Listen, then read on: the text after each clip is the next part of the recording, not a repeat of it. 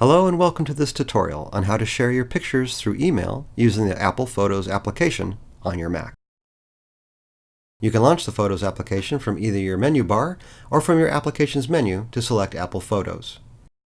Right-click and hold down on the mouse or touchpad and then drag to select the photos that you'd like to share.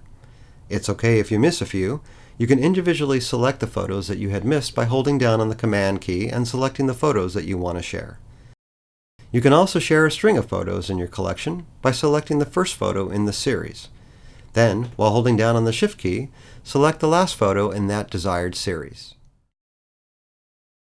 When wanting to select random pictures from your photo library, while holding down on the Command key, select your desired pictures with your mouse or touchpad.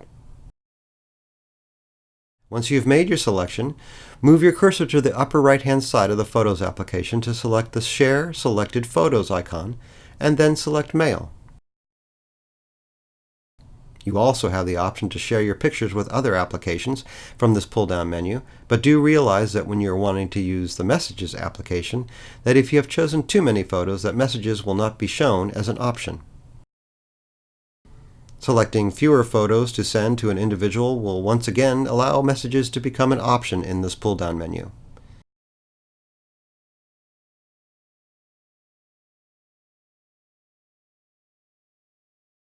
After selecting Mail to share your photos, Apple's Mail application will then launch, showing the photos embedded in your email. Add the email addresses of those that you would like to share your photos with. You then have the option within the Mail application to choose the size of the photos that you would like to send to your targeted recipients. The larger the better, of course, but be careful not to send pictures that may be too large, as recipients may not receive your email due to its size. Depending on how many pictures you are sending, selecting the large option should be fine, but when using the actual size option, it will usually be much too large to send through email. After selecting your picture size, you can then go about sending your email as usual. Thanks for watching.